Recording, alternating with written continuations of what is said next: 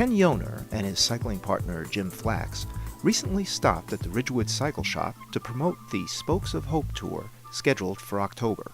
The Spokes of Hope is part of a nationwide organization. We were working closely and still work closely with the Lance Armstrong Foundation. The tour is organized basically to benefit a cancer fund that in memory of my beloved wife Cecile, who died of cancer 2 years ago. Last year it was on a weekday, so a limited number. We had about 35 people.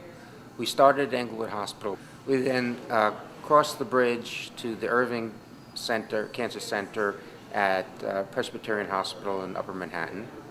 Then we turned and went to Hackensack University Medical Center, where the Tomorrow Children's Fund, a pediatric cancer center, is held. And there some of us went upstairs, and I spoke to a couple of the young patients there, one with testicular cancer, one with leukemia. And, it was very, very meaningful for me and them. And then we got back on the bikes and we rode to the University Hospital of Medicine and Dentistry in Newark University Hospital. And then we turned around and came back. It was a fairly long ride, but we went through Branch Brook Park, so there are beautiful parts of Newark. John Mills, the manager at Ridgewood Cycle Shop, offered some valuable suggestions for cyclists planning to participate in this tour. I would recommend really a road bike to do something like that because your weight's down in the 20-pound range. Any cyclist should be wearing a helmet at all times. You should be using hand signals to let motorists know what you're doing. I'm stopping, I'm turning. You do need to watch on the roads themselves for potholes or sewer grates. You're allowed to come out into the road to go around something like that. And you are a motor vehicle. You are considered a motor vehicle, and you have to obey the New Jersey state motor vehicle laws. Anybody that's doing a tour should have their bike checked by a professional before they go to make sure that everything is safe. And they should be schooled in how to change a flat tire.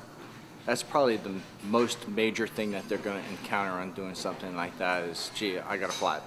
In hot weather, you want to hydrate. You want to put electrolytes back in your body using something like, there's a few products out in the market. Noon is kind of like a Gatorade without sugar. I try to have a tendency to stay away from sugars because sugars will make you crash later. So really you just want to put the pure electrolyte back in your body. To me, frankly, I think the cycling and my chemotherapy are the two things keeping me alive. This is my bike for the last 15 years. I'm one of the few people in my club actually only has one bike. But the organization that I'm working with is Cyclists Combating Cancer, which you can see on the jersey as well.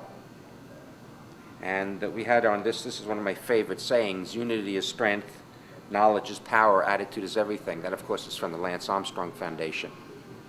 And that is my byword in life. I do a lot of cancer advocacy work, and I feel that a knowledgeable patient will be their own best advocate. The ride will be in October this year. It's going to be on a Sunday because, again, I would like to attract more riders. And the plans are now to start again in Englewood.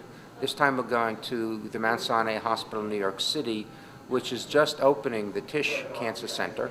And I want to bring in my friend Jim Flax and thank him for riding with me. He's been one of my major supporters over the years I've been fighting cancer. And this is what cycling also means to me. My best friends now are from the cycling club, and they have gotten me through numerous surgeries and treatments and have pushed me to stay on the bike. What words of encouragement would you have for people to get onto this tour in October? Well, it's a lot of fun.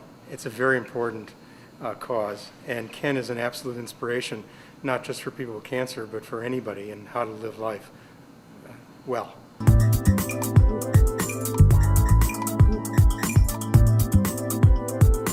For Ridgewood Patch, this has been Marshall's Minute.